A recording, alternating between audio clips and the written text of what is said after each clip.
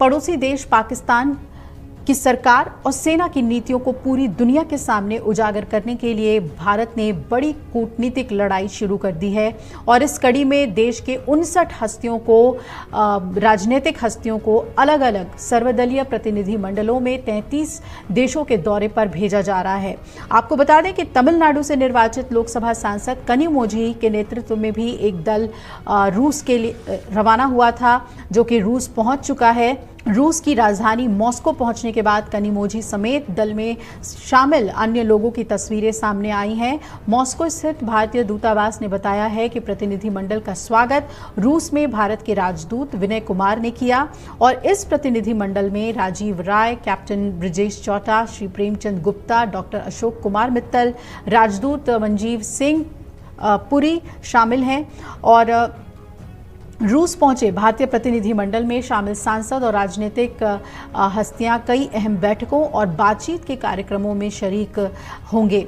Moscow में भारतीय दूतावासों से जारी बयान के मुताबिक इस दौरे का मकसद पाकिस्तानी आतंकी ठिकानों पर भारतीय सेना के ऑपरेशन सिंदूर के तहत की गई कार्रवाई और दहशतगर्दों के खिलाफ भारत सरकार के निरंतर प्रयासों से पूरी दुनिया को अवगत कराना है।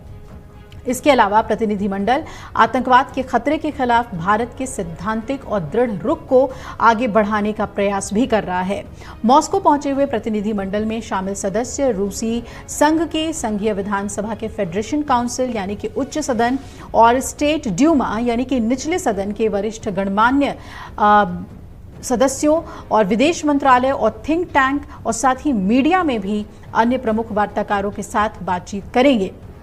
मॉस्को पहुंचने से पहले इस दल ने रूस के ऊपर से लिए गए एरियल शॉट भी शेयर किए। सर्वदलीय प्रतिनिधिमंडल के दौरे का मकसद बताते हुए डीएम के सांसद कनिमोझी ने कहा कि इस यात्रा का मुख्य उद्देश्य आतंकवाद पर भारत के एकीकृत रुख को बताना और वैश्विक स्तर पर फैलाई जा रही गलत सूचनाओं का मुकाबला करना है।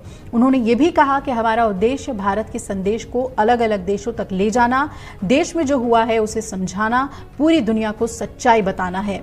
हमें इस समस्या का समाधान करना होगा कि दुनिया को आतंकवाद के खिलाफ एकजुट होना होगा।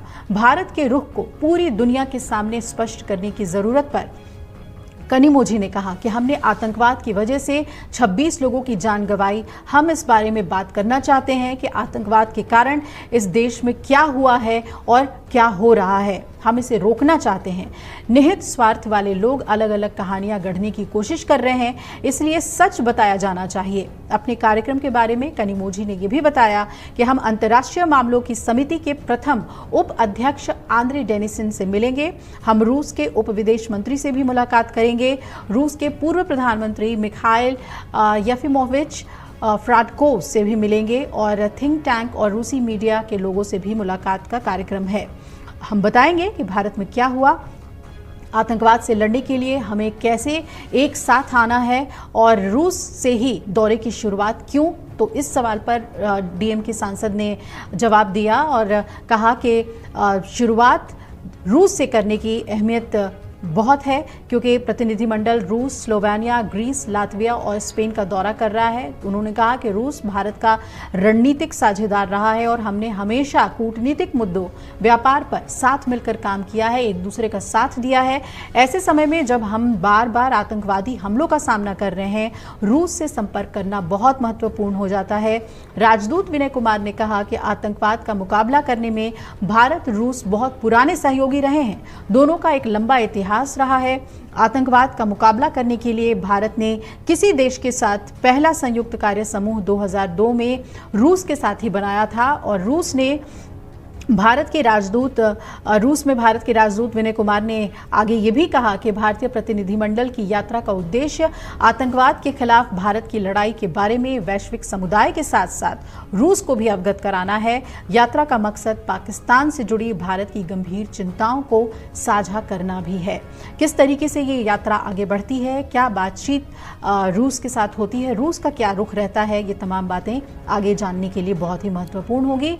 फिलहाल ये यात्रा अपने गंतव्य स्थान तक पहुंच चुकी है।